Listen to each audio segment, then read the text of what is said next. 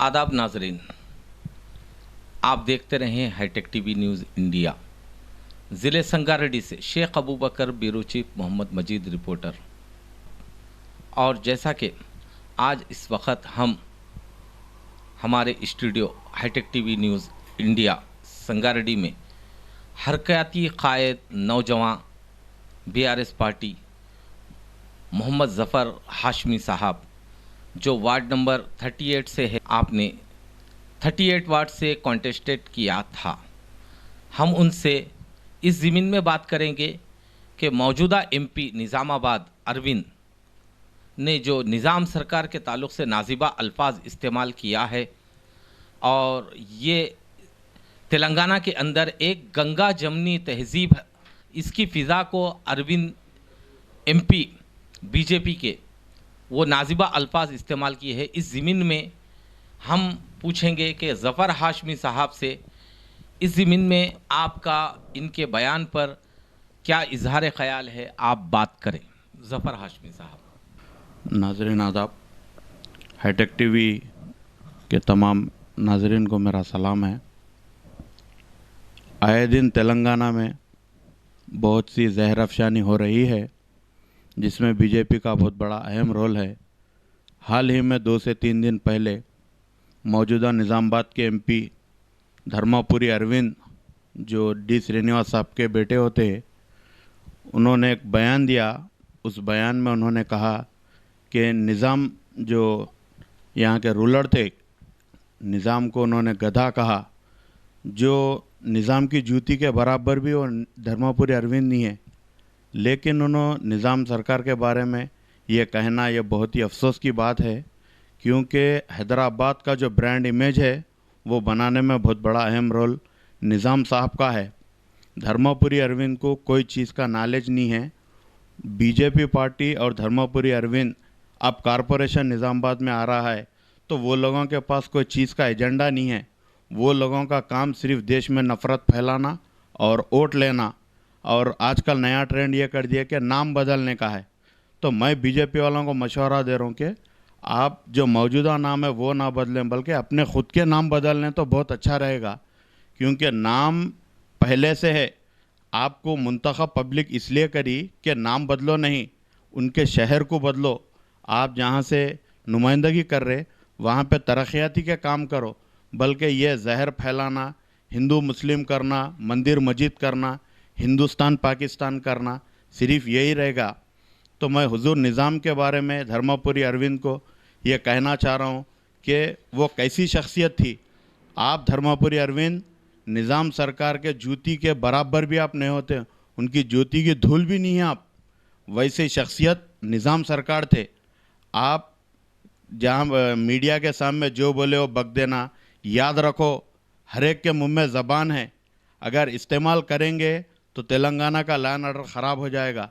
ये मैं आपको कहना चाह रहा हूँ, क्योंकि हम ज़बान का इस्तेमाल इसलिए कि टीआरएस एक सेकुलर पार्टी है, हम सबका ख्याल रखते हैं, इसलिए हम ऐसे कोई नाजेबा अल्फाज इस्तेमाल नहीं करते, और जो करते हैं हम उनकी पुरज़ोर मजम्मत करते हैं। मैं धर्मापुरी अरविंद का पुरज़ोर बयान का मजम्मत करता हूँ, और जो बीजेपी के यहाँ के सदर है रामचंद्र राव साहब से भी मैं मुतालबा कर रहा हूँ कि इनको पार्टी से सस्पेंड किया जाए, क्योंकि ये तेलंगाना का माहौल ख़राब कर रहे हैं। और निज़ाम सरकार के बारे में ऐसा बोलना ये बहुत ही अफसोस की बात है। और मैं निज़ामाबाद के जो कमिश्नर ऑफ पुलिस है साई चैतन्य साहब से भी मैं गुजारिश कर रहा हूँ कि फ़ौरी उन पर नॉन अवेलेबल केस बुक कर फ़ौरी उनको जेल में डाला जाए। और डीजीपी साहब भी स्ट्रिक्ट एक्शन लिए। और रेवंत रेड्डी साहब से भी मैं गुजारिश कर रहा हूँ कि होम मिनिस्टर का पोर्टफोलियो फिलवक्त उन्हीं के पास है कलम, तो उनसे भी मैं गुजारिश कर रहा हूँ कि फ़ौरी उन पर एक्शन ले, क्योंकि ज़बान हर एक के मुंह में है। लेकिन याद रखो बहुत बेहतरीन तरीक़े से जवाब दिया जाता, लेकिन हम लॉ एंड ऑर्डर का ख्याल करते हुए कोई हम नहीं बोल रहे। निज़ाम वो शख्सियत है जिसकी एक आंख हिंदू थी तो एक आंख मुसलमान थी, उस शख्सियत का नाम निज़ाम है। धर्मापुरी अरविंद, आपके नॉलेज के लिए मैं बता रहा हूँ, भगवत गीता जैसी किताब का ट्रांसलेशन कराने वाले का नाम निज़ाम है। और तरक्की के मामले में निज़ाम वो शख्सियत थे जिन्होंने एयरपोर्ट्स दिए, तालीम के मैदान में सेहत के मैदान में, पढ़ाई के मैदान में ऐसा कोई मैदान नहीं है जहाँ पर निज़ाम ने नहीं किया। अगर आप देखेंगे तो उस्मानिया हॉस्पिटल से लेके, उस्मानिया मेडिकल कॉलेज से लेके और बेगमपेट एयरपोर्ट, फिर हकीमपेट एयरपोर्ट से लेकर निज़ाम साहब ने बसों का यहाँ पे इनेकाद किया और रेलवे स्टेशंस बनाए। जो हुसैन सागर है उसमें थर्मल पावर प्लांट था जो कि टीडीपी गवर्नमेंट इसको बेच दी, लीज आउट कर दी। तो ऐसे कई कारनामे निज़ाम साहब के। और निज़ाम साहब वो शख्सियत है जो बनारस हिंदू यूनिवर्सिटी को उस ज़माने में 10 लाख रुपए दिए हैं, और जब अलीगढ़ मुस्लिम यूनिवर्सिटी की बात आई तो उन्होंने 5 लाख रुपए दिया। तो सर सैयद अहमद ख़ान साहब ने उस वक़्त निज़ाम साहब से पूछा कि निज़ाम साहब, आप तो एक मुस्लिम रूलर है और आप हमें 5 लाख दे रहे हैं, जबकि आप तो उससे और ज़्यादा देना। तो निज़ाम साहब का जवाब में धर्मपुरी अरविंद के कान चौकन्ना कर ये मेरा जवाब सुने। निज़ाम साहब ने कहा कि याद रखिए सर सैयद अहमद ख़ान साहब, हिंदू मेरे भाई जो है वो हमारी आबादी में बहुत ज़्यादा है, लिहाजा उनको ज़्यादा दिया मैं, और हम माइनॉरिटी में है इसलिए मैं आपको 5 लाख रुपए दे रहा हूँ। तो वो बहुत खुश हुए। तो सेकुलरिज़म के असल अलमबरदार निज़ाम थे, और निज़ाम ने यादाद्री जो मंदिर है उसके लिए भी फंड दिया, तिरुपति बालाजी के लिए दिया, और निज़ाम ने दवाखानों के मामले में, हर एक मामले में निज़ाम ने काम किया। अगर उनकी तारीख़ बयान करने बैठे तो रात का दिन भी ख़त्म हो जाएगा, लेकिन उनकी तारीफ़ ख़त्म नहीं होगी। तो धर्मपुरी अरविंद को मैं कहना चाह रहा हूँ कि आप बयान देने से पहले अपने होश आवाज़ में रहकर बयान दें। हर एक के हलक़ में ज़बान है, ये बात को याद रखें, क्योंकि हम भी बहुत बोल सकते लेकिन हमारे आदाब और हमारे अखलाक हमें रोकती है। ये मैं धर्मपुरी अरविंद को कहना चाह रहा हूँ मैं। और मैं तमाम सियासी पार्टी के लोगों से भी मैं मुतालबा कर रहा हूँ कि धर्मपुरी अरविंद का आप पुरज़ोर मुखालिफत करें, और निज़ामाबाद के कमिश्नर ऑफ पुलिस को सब जगह पर लेटर दिया जाए कि हुजूर निज़ाम के बारे में उन्होंने कहा वो अल्फाज को विड्रा करें और उन पर non available case book Zafar करना। हाशमी साहब, मैं आपसे ये बात भी पूछना चाहता हूँ कि हिंदुस्तान में जब हिंदुस्तान आज़ाद होने के बाद ये ख़ौल ज़्यादा है कि अपने तरफ से कई टन का सोना भी जो है सो आपने हिंदुस्तान के लिए जो है सो ये दिया था, यानी मतलब हिंदुस्तान की मदद के लिए आपने जो है सो निज़ाम सरकार दिए थे, और वो एक गंगा जमनी तहज़ीब का इलमबरदार थे। तो इस बारे में आपका, और ये जो नाजिबा हरकत जो करा है इसके बारे में भी आप ख़ासकर खुसूसन आप क्या मुतालबा है? मैं धर्मपुरी अरविंद को ये भी बताना चाह रहा हूँ कि निज़ाम वो शख्सियत थी जिन्हें उस वक़्त में इंडियन गवर्नमेंट ने राज प्रमुख से नवाजा था। राज प्रमुख का आज का मतलब होता है कि गवर्नर का वो रुतबा निज़ाम को दिया गया था। तो वो रुतबा खाली नहीं मिलता, बल्कि उनके वैसे कारनामे थे। अगर मैं आपको और तवील में बताता चलूँ तो निज़ाम साहब उस्मान सागर, हिमायत सागर से लेकर जो मौजूदा असम्बली है, और जहाँ पे देश के प्रधानमंत्री, वज़ीर आज़म, फॉरेन डिग्नेटरी से जहाँ मिलते हैं, दिल्ली में हैदराबाद हाउस वो भी निज़ाम का बनाया हुआ है। कभी कभी वहाँ पर धर्मपुरी अरविंद भी जाते हैं। अगर धर्मपुरी अरविंद को उतनी नफ़रत है तो धर्मपुरी अरविंद कभी भी हैदराबाद हाउस में भी नहीं जाना, क्योंकि वो भी निज़ाम का दिया हुआ है। निज़ाम के इतने कारनामे हैं, अगर बताता चलूँ तो मैं दिन की रात हो जाएगी। चाइना से जिस वक़्त इंडिया की लड़ाई हुई थी तो उस वक़्त देश के पास कुछ कमी थी, तो हुजूर निज़ाम ने 5 टन सोना उस वक़्त इंडिया की गवर्नमेंट को दिया था। और धर्मपुरी अरविंद, आप जिस तंजीम से आते हैं वो तंजीम का इस देश की आज़ादी में कोई रोल नहीं है। आप लोगों का कोई रोल नहीं है। मौजूदा जो आपकी पार्टी में वो लोग भी इस देश की आज़ादी में कोई रोल नहीं है। और 52 साल आप लोगों ने आपकी तंजीम पर झंडा भी नहीं फहराया, झंडे की मुखालिफत करते रहे आप लोग, और आज आप लोग देशभक्ति की बातें करते हैं। याद रखो धर्मपुरी अरविंद, मैं कहना चाह रहा हूँ आपको, आपकी पूरी तारीख़ हम बता सकते। आपके वालिद साहब डी श्रीनिवास साहब की तेलंगाना में, बल्कि आंध्र प्रदेश में उस वक़्त में भी पीसीसी सदर थे, उनकी बहुत इज्जत थी, बहुत सेकुलर शख्सियत वो थी। लेकिन न जाने आप कैसा भूल भटक के ये अल्फाज पे आ गए। वो मेरा तो कहना ये है कि आपका जहनी बदलें, क्योंकि आपके वालिद साहब की बहुत अच्छी इज़्ज़त है, लेकिन आप ऐसी जहरअफ़शानी बयान करना ये बहुत अफसोस की बात है।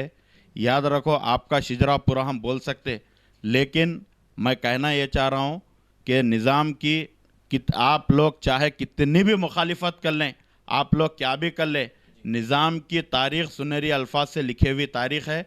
इसको ना कोई मिटा सका ना कोई मिटा सकता निज़ाम, क्योंकि उनके जो कारनामे हैं वो 400 साल से बल्कि आज तक भी इस्तेमाल में हैं और इस्तेमाल हो रहे हैं और सब लोग उसका इस्तेफादा भी कर रहे हैं।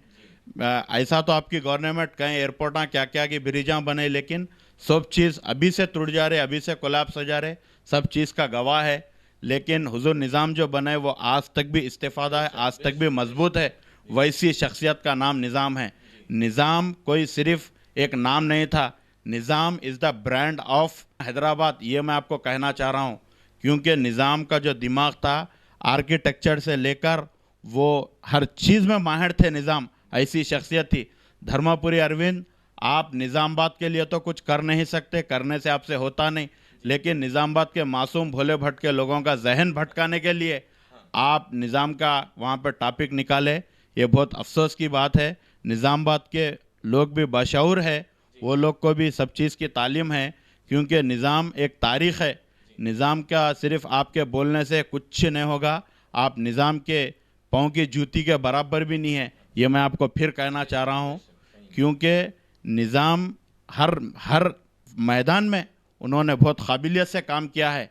हर मैदान में, हेल्थ के इशू में ले लीजिए आप, तालीम के मैदान में, या फिर पानी के मैदान में, या फिर हॉस्पिटल में हो दो, हर वो मैदान में, हर फील्ड में, लाइब्रेरी से लेकर उन्होंने हर चीज़ के लिए सोचा।